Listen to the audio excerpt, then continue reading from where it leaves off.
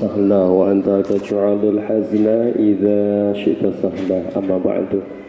Kaum muslimin, Bapak Ibu yang berbahagia, alhamdulillah syukur kepada Allah atas kesempatan yang diberikan pada malam hari ini.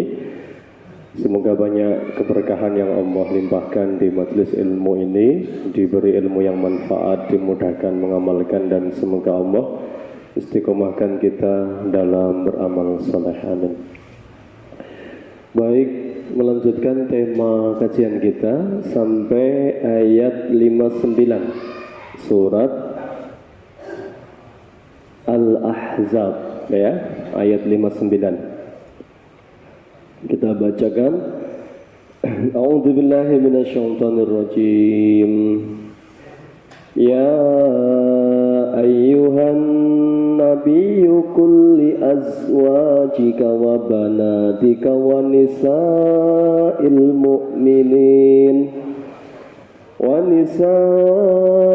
mu'minina yudnina 'alaihinna min jalabibihin dzalika adna ay yu'rafna fala yu'zain wa kana Allahu ghafurur rahima. Satu ayat. Ya ayyuhan nabiyyu, wahai nabi, kul, katakan, sampaikan, li azwajika, kepada istri-istrimu, jamak dari zaujatun, wa banatika, anak-anak gadismu, anak-anak perempuanmu, jamak dari bintun, wa nisa'il mu'minina, dan istrinya orang-orang beriman. Apa yang harus disampaikan? Yudnina, agar mereka yudnina alaihinna min jalabibihinna, agar menjulurkan kain jilbab mereka ke dada mereka. Zalika, yang demikian itu, adna ayyurafna, agar mereka lebih dikenal atau diketahui. Fala yu'zain, juga tidak diganggu. Wa kana Allahu, dan adapun Allah, ghafuran, maha pengampun, rahiman, maha penyayang, ya. Ayat ini difahami oleh para ulama sebagai perintah untuk Nabi agar menyampaikan kepada istri beliau, anak perempuan beliau, wanita-wanita muslimah untuk mengenakan jilbab. Jadi ini ada jilbab, ada hijab, nanti ada khimar. Jilbab ayat 59. Kalau hijab ayat sebelumnya, ayat 53 ini, ya. Allah sampaikan ayat tentang hijab itu, wa idza sa'altumuhunna mata'an fas'aluhunna min wara'i hijab, kata Allah. Kalian kalau minta sesuatu, bertanya sesuatu atau minta sesuatu kepada istri-istri Nabi, mintalah min wara'i hijab, dari balik hijab. Hijab itu dimana adalah ini, Pak, kain penutup atau sater pembatas nih hijab. Berarti kalau pakai jilbab paling pas ya jilbaber, bukan hijaber. Kalau hijaber ya pakai ini kemana-mana itu nanti, ya, penutup hijab, namanya hijab, ya. Ini. Jadi hijab itu ayatnya sendiri. Hijab ini terkait dengan adab bertamu. Zaman dulu, zaman jahiliyah, orang tuh bebas, Pak, masuk beleng nggak salam. Kan ayat tentang salam itu kan di sini, di Madinah semua. Ada bertamu, pokoknya dulu selonong aja masuk. Bahkan ke rumah Nabi itu begitu, ya. Sampai Sayyidina Umar kan yang gregetan itu, ya, ora sopan itu sama Nabi, masuk beleng nanya sama Aisyah minta sesuatu, bahkan kadang minta makan ke rumah Nabi itu, ya. Ini kan bangsa yang memang sebelumnya kan jahiliyah, Pak. Jadi perlahan-lahan ya, baru disinggung ini. Nah, ini menyinggungnya pas perang Ahzab. Maka perang Ahzab itu nanti setelah perang Ahzab itu ada perang sebelum perang Ahzab ada perang Bani Mustalik. Perang Bani Mustalik itu antara Uhud, Ahzab, ada di sebelumnya namanya Bani Mustalik. Ini yang peristiwa ketika Aisyah dituduh selingkuh dengan Sofwan bin Mu'attal. Jadi tahu Sofwan itu begitu ada wanita sendirian, ya, tertinggal dari pasukan, langsung ngerti, innalillah, ini Aisyah, istri Nabi begitu. Dari mana Sofwan tahu itu Aisyah? Belum ada syariat jilbab. Ya, jadi istri Nabi belum pakai jilbab ketika itu. Ya. Apalagi niqab belum. Ya. Ini kaitan dengan ayat hijab itu turun pada tahun ke-5 atau ke-6 Hijriah, antara 5 dan 6 Hijriah. Ini pas setelah rangkaian peristiwa perang Ahzab. Perang Ahzab tahun ke-5. Ya, ini yang pertama kaitan dengan definisi, ya, ada hijab, ada jilbab. Kalau hijab 5-4 ini lebih bermakna ini kain penutup atau pembatas ruangan. Jadi adab bertamu juga begitu. Jadi kalau bisa, memang rumah yang ideal itu Pak, antara tamu laki-laki dengan tamu perempuan kalau bisa memang ada tersendiri. Jadi nek tamunya istri jenengan juga nggak terganggu keluar masuk, tamunya jenengan istri juga tidak terganggu. Idealnya itu begitu rumah tangga Islam itu. Ya, jadi namanya ideal. Berarti kalau bisa lebih baik, ya. Kalau nggak bisa, yang penting adab Islamnya dijaga. Itu penting. Kenapa? Karena ini bagian dari adab, termasuk adab bertamu itu ya sebenarnya penting dipahami itu. Nggak boleh bertamu ketika menerima tamu ketika suami sedang nggak di rumah, itu nggak boleh. Mau alasan apapun itu bagian Allah sampaikan itu. Ciri perempuan baik itu hafidhatul lil ghaibi, menjaga kehormatan dirinya ketika ditinggal suami, termasuk tidak menerima apa? Tamu tadi, apalagi sales apa nawani apa tolak mentah-mentah itu, ya, karena itu banyak kejadian-kejadian yang tidak diinginkan gara-gara terlalu longgar masalah muamalah dengan lawan jenis. Ini yang pertama. Di sini tentang jilbab, ya. Apa itu jilbab? Ini sebelum membahas apa itu jilbab, tentunya kita banyak baca dulu, ya, keterangan dari para ulama. Hadhil ayatul lati tusamma ayatul hijab fa amarallahu nabiyahu ayyamurun nisaa umuman wa yabda'u bi zaujatihi wa banatihi. Ya. Terkait dengan ayat ini yang dibahas dulu, justru ini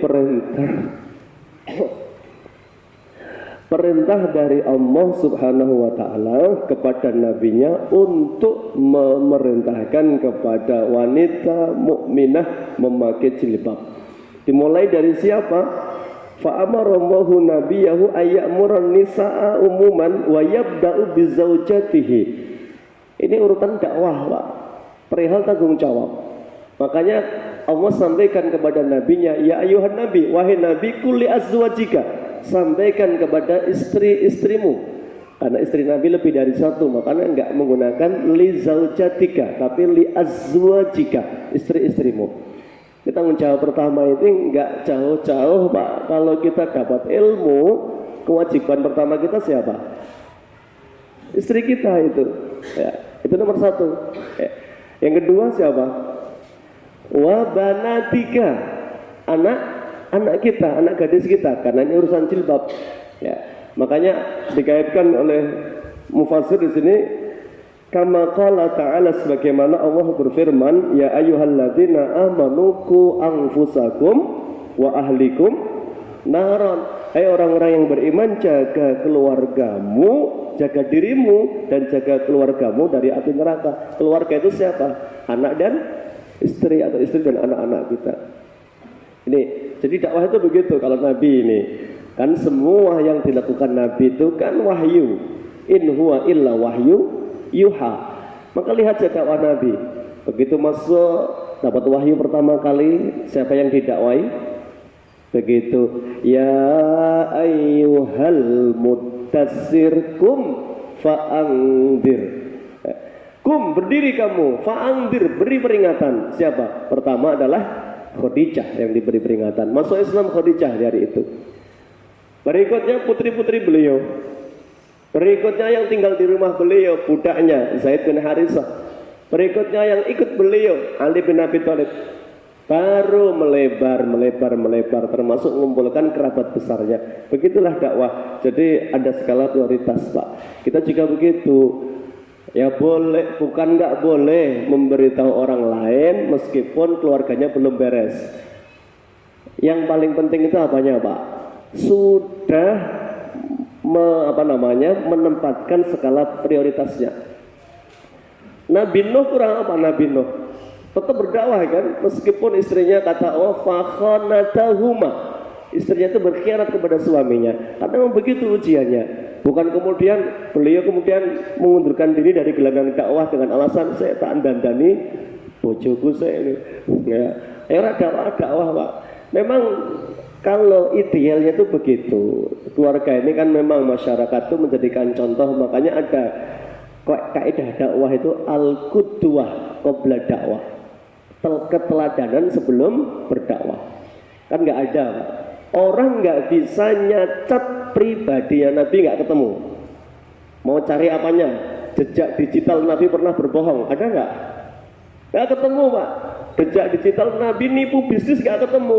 Mau pakai acara apa penggalangan dana, mau investasi, apa nggak ada Nabi itu. Jejak digitalnya pernah nipu itu, nggak pernah Nabi itu. Ya nggak ada. Makanya beliau itu ketika beliau bersabda, menyampaikan kepada kaumnya itu ngetes dulu. Coba saya mau tes dulu, orang-orang ini percaya nggak dengan saya? Ternyata tidak bergeser sedikit pun kepercayaannya kepada beliau. Beliau itu al-amin. Berarti bukan masalah kepribadian, tapi masalah konten dakwahnya, karena menabrak keyakinan masyarakat hari itu.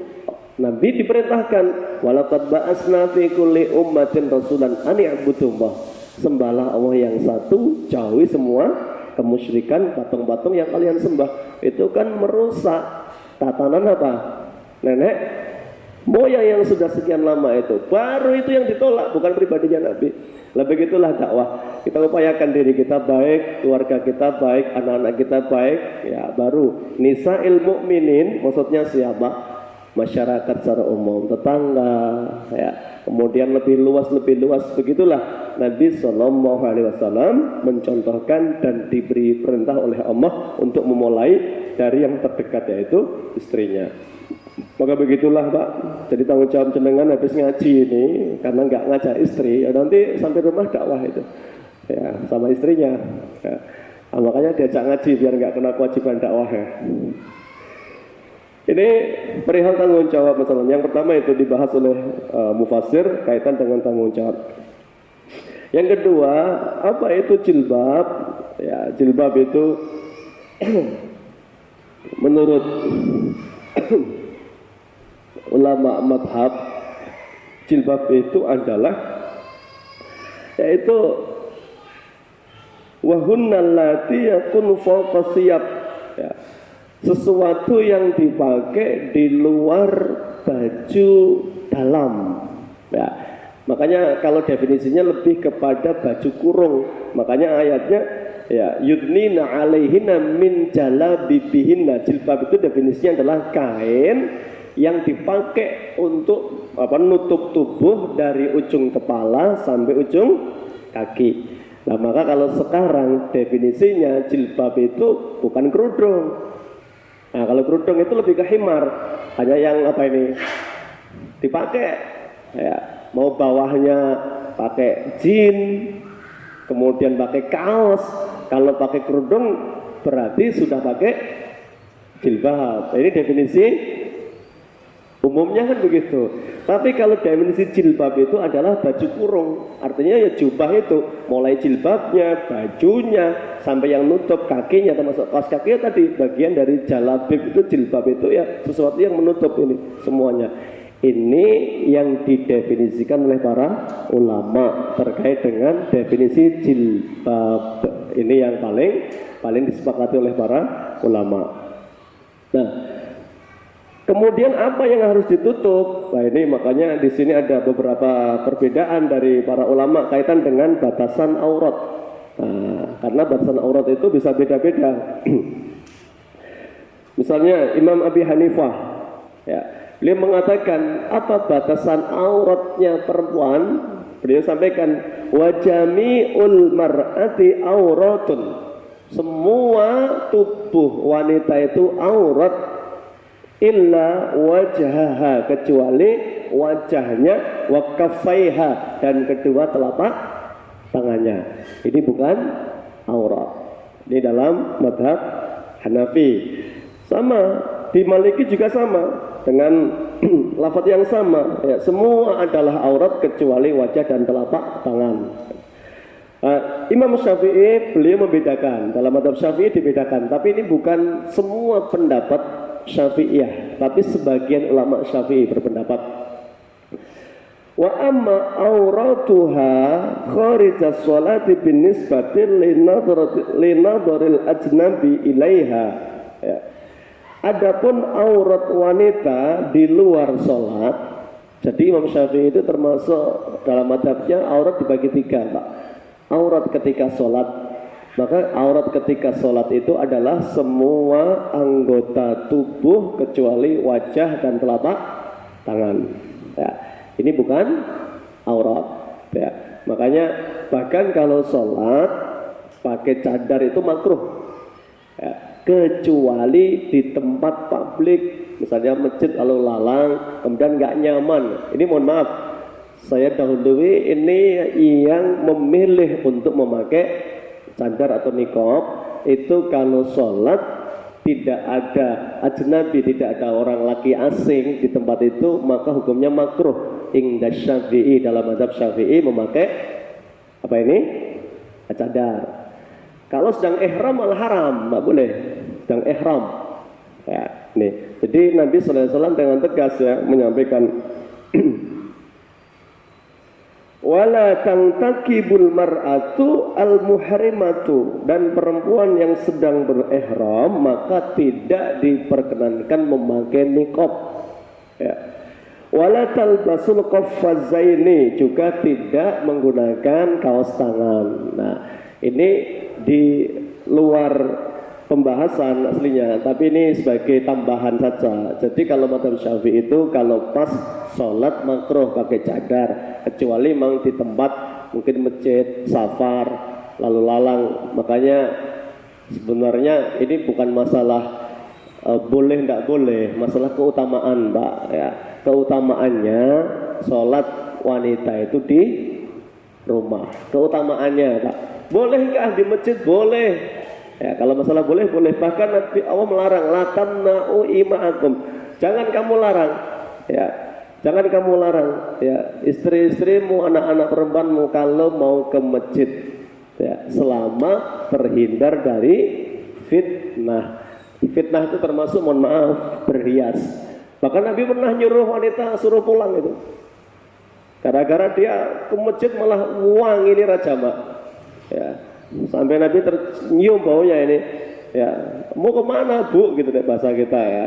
Jangan mau ke masjid, iya, berhias begini, iya, pulang mandi dulu, ya, karena wangi itu Pak, malah goda laki-laki itu, ya, suruh pulang. Hadisnya sahih riwayat Imam Baihaqi dari Abu Hurairah yang meriwayatkan ini. Jadi sampai begitu, ya, kaitan dengan perempuan. Jadi mohon maaf ini kalau bagi yang belum tahu, sebaik-baik sholatnya wanita itu di rumah. Bahkan Aisyah itu bukan nggak ngerti, sholat di Masjid Nabawi pahalanya 1000 kali lebih baik daripada di selain Masjid Nabawi. Padahal gandeng, Pak. Ada nggak riwayat Aisyah sholat di masjid? Nggak ada. Padahal lemeh celingkrik itu loh, tinggal salangkah itu sudah masuk Masjid Nabawi itu, ya. Tapi nggak pernah ada riwayat Aisyah sholat berjamaah di Masjid Nabawi, sholatnya di rumah, ya. Apalagi di Masjid Taqwa Muhajirin. Artinya apa?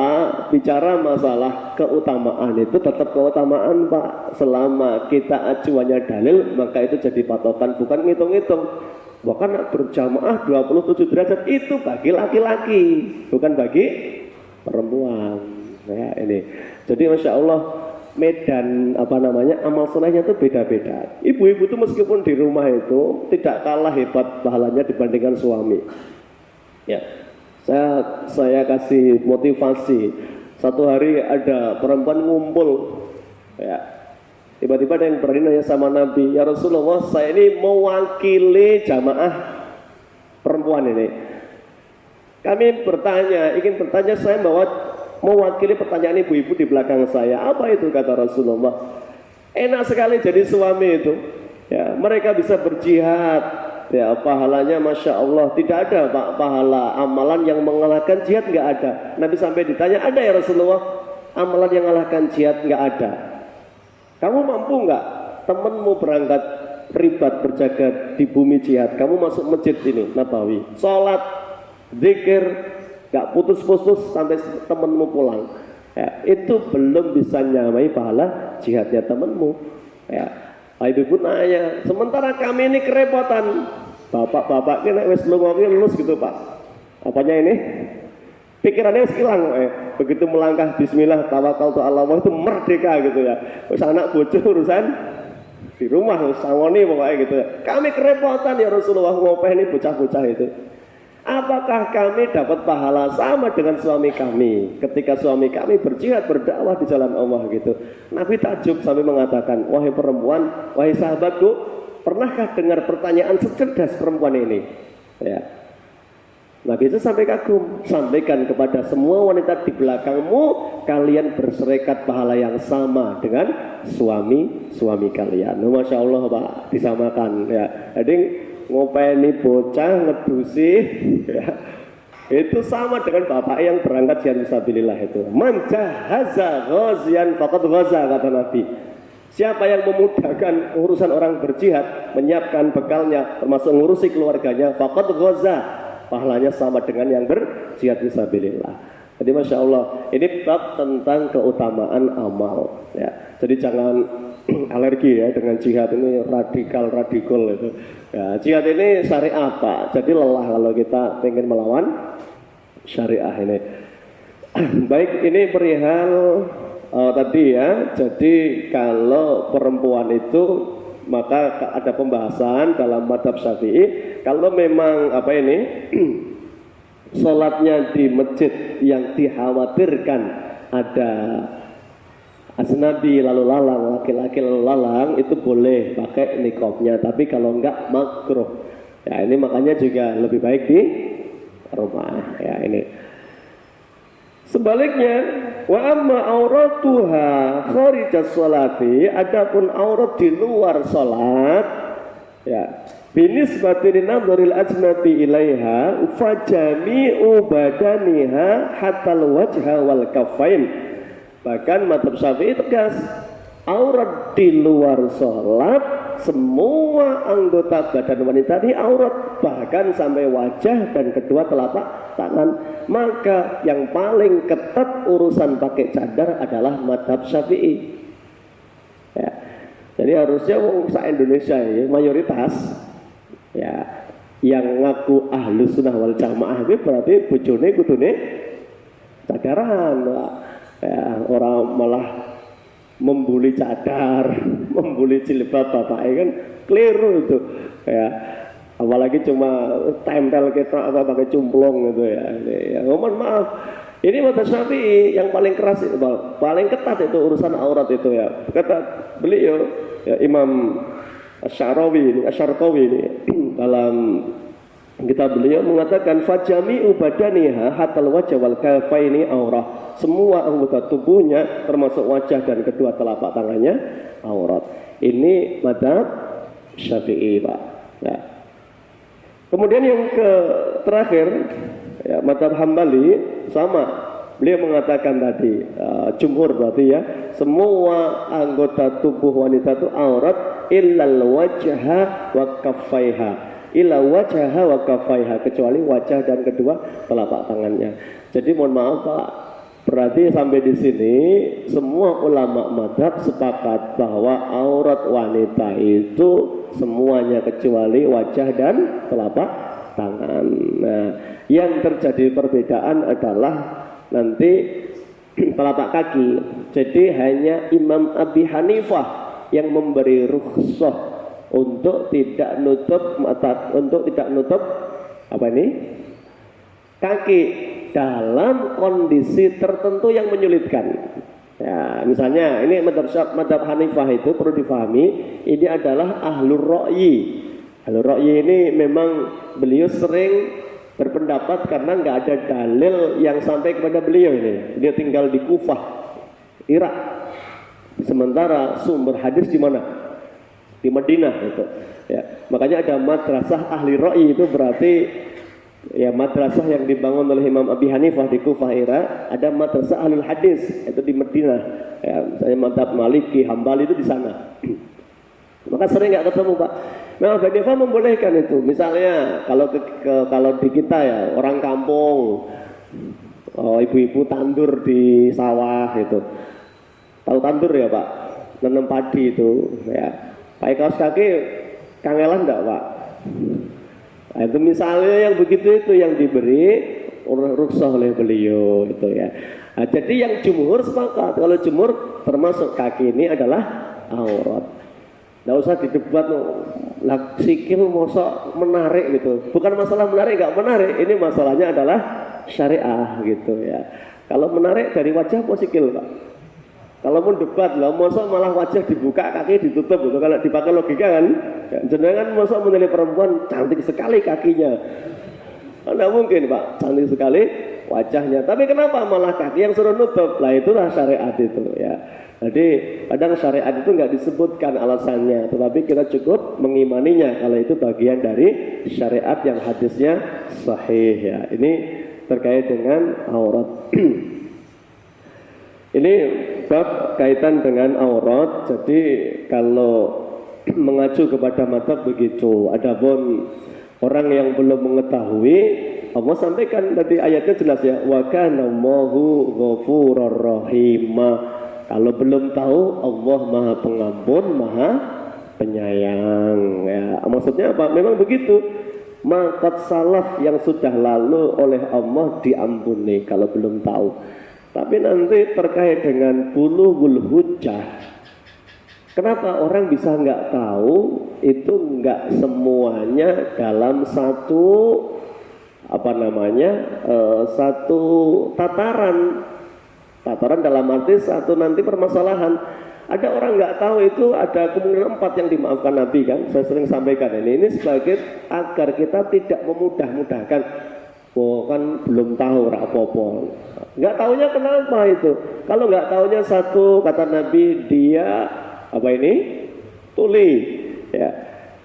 Kelak dia ditanya kok bisa nggak tahu nek jilbab itu wajib?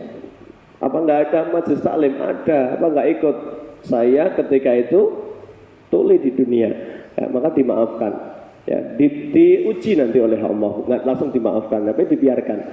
Ada yang kedua apa? Orang yang sudah pikun kan. Yang ketiga orang yang gila, hilang akal.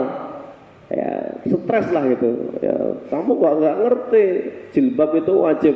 Apa nggak ngerti itu? Saya nggak ngerti. Kok bisa nggak ngerti? Apa kamu nggak pernah ngaji? Dulu saya edan itu. Saya gila itu. Ya, wong edan bebas loh Pak. Ya, bebas wong edan. Ya. Kemudian yang keempat ini ahlul fatrah. Ahlul fatrah itu orang yang hidup di fase, ada yang mengatakan di 2 kenabian. Jadi nggak menangi nabi ini, belum datang nabi ini begitu. Jadi antara Isa sama sebelum Muhammad, ahlul fatrah. Itu yang pertama. Atau definisi lain adalah di sebuah tempat nggak ada peluang mencari ilmu. Terus pokoknya nggak ada Pak. HP nggak ada, dai nggak bisa masuk. Susah ini. Maka kalau tinggal di tempat itu termasuk dimaafkan. Nah, jadi kalau perempuan 1 telinganya sehat, ya 2 usianya belum pikun, 3 waras, ya tidak edan tadi, kemudian 4 orang Semarang, ya ini alasan opo, ya kan dapat 4-4-nya ini, jadi nggak ada alasan tidak tahu ya itu. Makanya nggak tahu itu tidak semua dimaafkan oleh syariah. Maka Allah kelak akan bertanya kok bisa nggak tahu kenapa? Karena nek semua nggak tahu dimaafkan, mending orang ngerti Pak. Ya, timbang ngerti kok orang lakoni gitu. Wah ngerti aku, orang ngerti wah gitu. Nah, kan begitu. Orang logikanya begitu. Lebih baik, lebih aman nggak ngaji gitu daripada ngaji gak bisa ngelakoni gitu. Kan begitu Pak. Kalau semua orang bodoh diberi undur oleh syariah, lebih baik bodoh bareng-bareng ini. Ya, malah aman kan. Jawab bertanya malaikat, kamu kok begini? Nggak tahu, nggak tahu. Kamu kok begini? Nggak tahu, nggak tahu. Aman kabeh. Ya, makanya syariah itu tidak menjadikan alasan sampai tidaknya hujah itu dengan satu kondisi. Dilihat tadi dia normal enggak, dia ada kendala enggak, ada penghalang enggak, itu baru nanti orang dikatakan dimaafkan oleh syariah kalau ada 4 tadi penghalang dari mempelajari ilmu ya. Nih, jadi itu perihal nah dari pembahasan batasan aurat ini baru ditarik ini pembahasan tentang tadi jilbab itu. Lah makanya jilbab dalam ayat ini adalah yang menutup aurat, berarti dari ujung kepala sampai ujung kaki.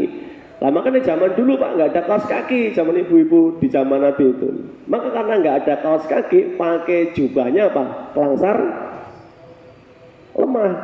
Jadi nggak ada isbal perempuan itu. Isbal itu bagi laki-laki ya, nah, perempuan malah sampai nutup ini ya kakinya itu zaman dulu Pak ya, sampai geser apa lemah itu ya, karena nggak ada jawrab zaman dulu ya. Itulah yang disebut jilbab, berarti baju kurung itu. Nah maka dari ayat ini nanti para ulama termasuk dalam kitabnya yang kontemporer tentunya tentang jilbab muslimah ingdadil kitab wa sunnah ya, jilbab muslimah menurut Quran dan Sunnah itu termasuk salah satunya adalah longgar. Longgar itu tidak kalau dipakai apa? Membentuk lekuk tubuh. Longgar Pak. Jadi longgar itu berarti kan ya baju kurung tadi. Ya. Terus pokoknya gambaran para ulama itu begini. Ini kan asbab nuzulnya, saya malah lupa menjelaskan asbab nuzulnya ayat ini. Asbab nuzulnya ayat ini gara-gara dulu wanita-wanita Madinah itu dulu rumahnya kecil-kecil Pak, sederhana, nggak ada yang punya WC di rumah. Maka nek buang hajat, perempuan rata-rata pada maghrib baru setar. Ya. Dia ke tempat yang apa? Padang pasir mungkin yang jauh begitu Pak itu. Ya. Sampai nggak kelihatan lah pokoknya. Ini bayangkan Madinah tempo dulu, bukan Madinah sekarang. Ya. Itu rumahnya kecil-kecil, kalau buang hajat harus malam-malam. Nah, kelakuan orang-orang munafik, makanya ayat 59 ini bicara masalah jilbab, ayat 60-nya bicara orang munafik nanti. Ya, ini sudah ada syariat ini, mereka kok nggak mandek goda wanita-wanita itu, nanti suruh perangi orang munafik itu, kan sudah kurang ajar itu. Lah orang munafik itu nunggu-nunggu Pak, nah, dia gerilya. Nah, maka malam-malam dia gerilya, ganggu itu, tidak hanya ganggu, bahkan sebagian kata Ibnu Katsir menukil Ibnu Abbas nyolek. Nyolek itu apa anak sekarang ya? Jawil ya, jawil ya. Kan sudah kurang ajar. Bahkan istri Nabi itu yang diganggu. Bahkan Umar bin Khattab itu geram sekali. Awane meh ngamplengi orang-orang munafik yang kurang ajar. Lah munafik ketika ditanya, berani sekali kalian mengganggu perempuan-perempuan istri Nabi itu, dan termasuk istri sahabat-sahabat Nabi itu. Munafik enteng jawabannya, kami kira budak, karena nggak ada bedanya. Ya. Kan malam-malam Mbak, sama-sama nggak pakai jilbab. Ya. Nah nek budak itu kan memang nggak punya apa ini power kan, dia diremehkan, dilecehkan. Makanya Umar nanya kepada Nabi, minta ya Rasulullah, minta kepada Allah untuk memberikan apa pakaian khusus bagi muslimah. Ya, makanya tadi ayatnya, kenapa harus pakai jilbab itu?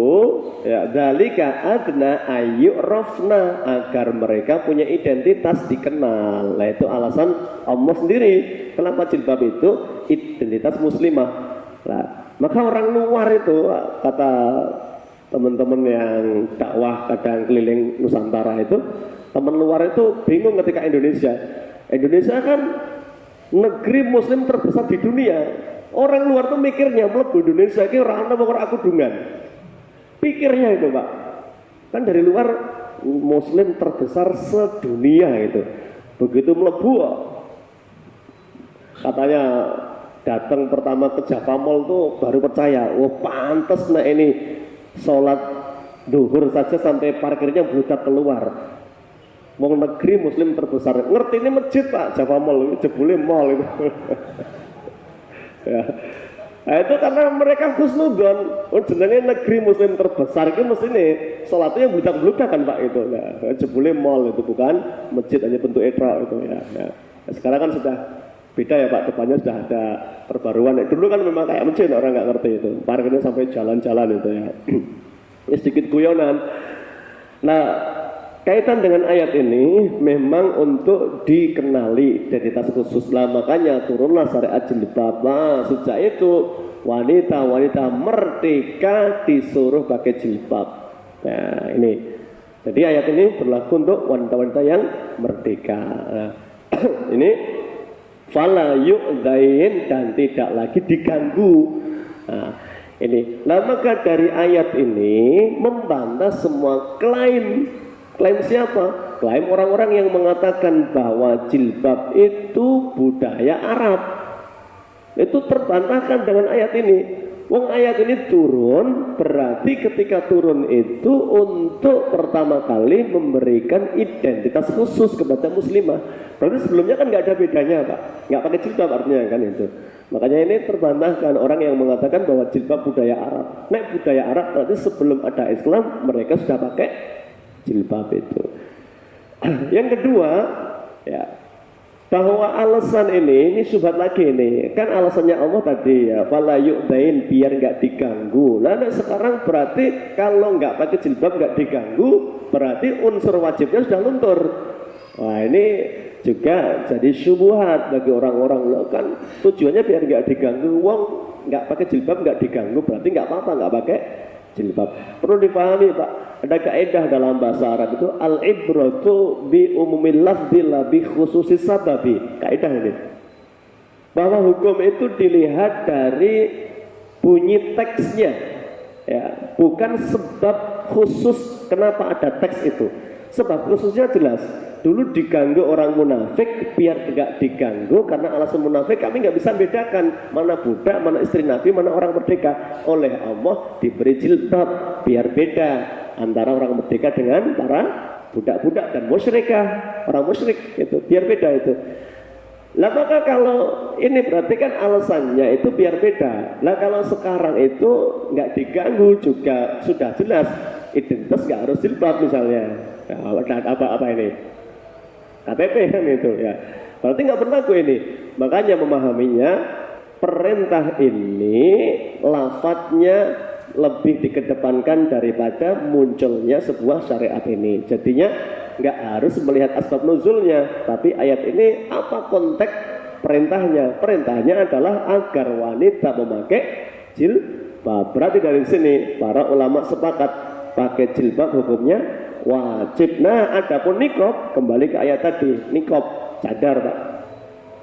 Dari ulama tadi, dari Hanafi, Maliki, beliau mengatakan bahwa hukumnya adalah mubah. Hanafi, Maliki mubah. Mubah itu berarti boleh. Tapi indah Syafi'i minimal sunnah, sebagian mengatakan wajib. Ya.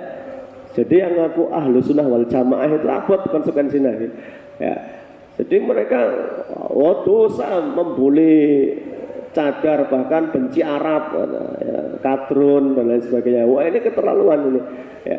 Jadi yang berbau Arab itu harus kita cintai Pak. Oh, Nabi yang merintahkan ahibul Araba, cintailah Arab. Kok malah benci sama Arab itu? Suruh mencintai Arab Pak. Karena 3 alasan. Karena saya orang Arab. Karena Quran bahasa Arab bahasanya, karena besok penduduk surga ngomongnya pakai bahasa Arab. Itu alasan 3 ini ya. Baik, ini yang pertama mubah, kemudian Syafi'i mengatakan sunnah atau wajib, Hambali mengatakan mubah di sebagian pendapat, mengatakan sunnah di pendapat yang lain. Tapi ala kulli hal menutup dengan sempurna semua anggota badan wanita lebih baik daripada yang tidak menutup semuanya. Ini kalau urusan ahsan afdolnya. Meskipun tadi hukumnya mubah, tapi ulama menyimpulkan ya. Kenapa? Karena fitnah itu datangnya dari mana? Dari wajah. Ya. Kan dari wajah Pak, bukan dari kaki kan. Ya, meskipun apa, tetap kaki wajib ditutup. Kalau wajah ini masih ada tadi hukum mubah, sunnah ataupun wajib ya. Wallahu alam, karena ini urusan fikih tentunya kita tidak lagi berdebat sesuatu yang ulama sudah berdebat. Ya. Jadi kita mendebatkan yang sudah didebatkan alim itu lelah Pak. Ya. Lelah ini. Seperti debatnya malam nisfu Sa'ban itu. Ya. Yang mau jalankan mau enggak itu punya dalil. Ya. Yang jalankan dalilnya sahih itu. Ya, saya cek ke berbagai kitab hadis itu sahih itu. Ibnu Majah, Al-Baihaqi itu mengatakan memang Allah di malam nisfi Sa'ban itu akan mengampuni dosa-dosa hambanya kecuali dua. Satu musyrik, yang kedua yang mutus silaturahim. Hadisnya sahih. Hadis lain dhaif ya dari jalur Imam Tirmidzi. Lafadznya sedikit berbeda. Hadisnya dhaif ini.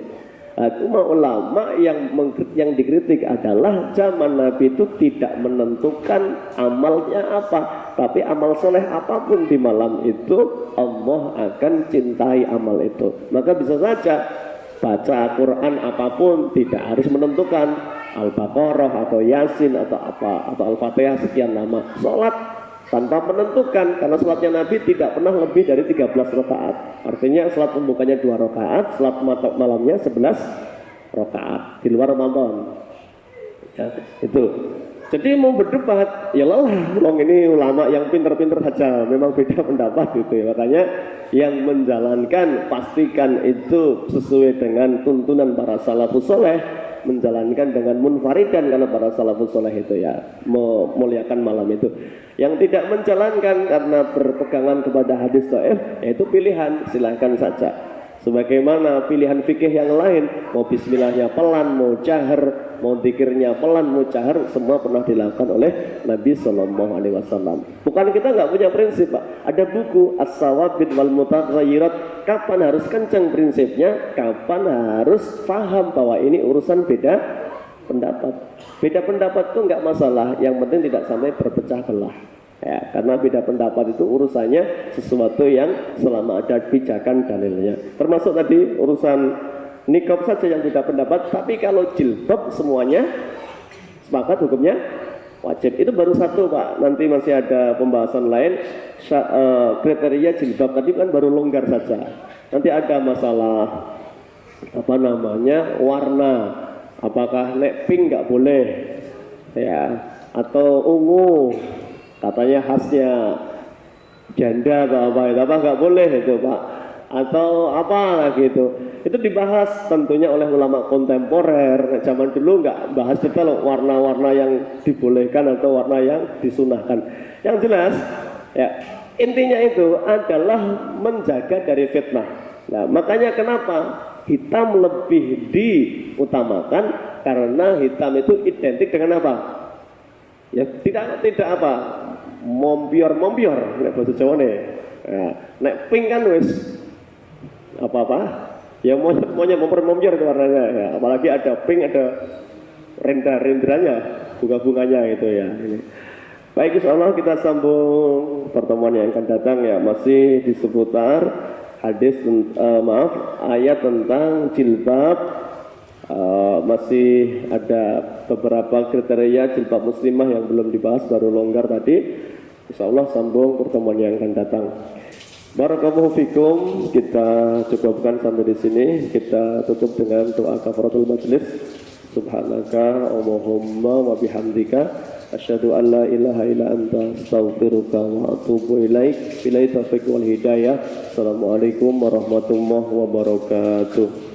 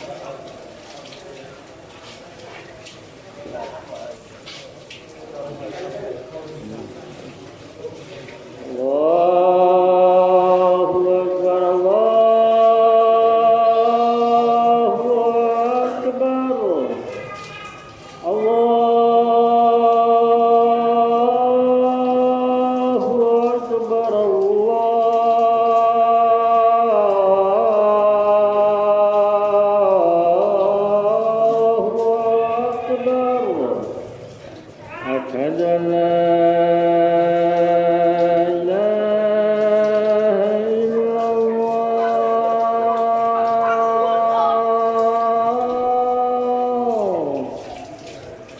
أشهد أن لا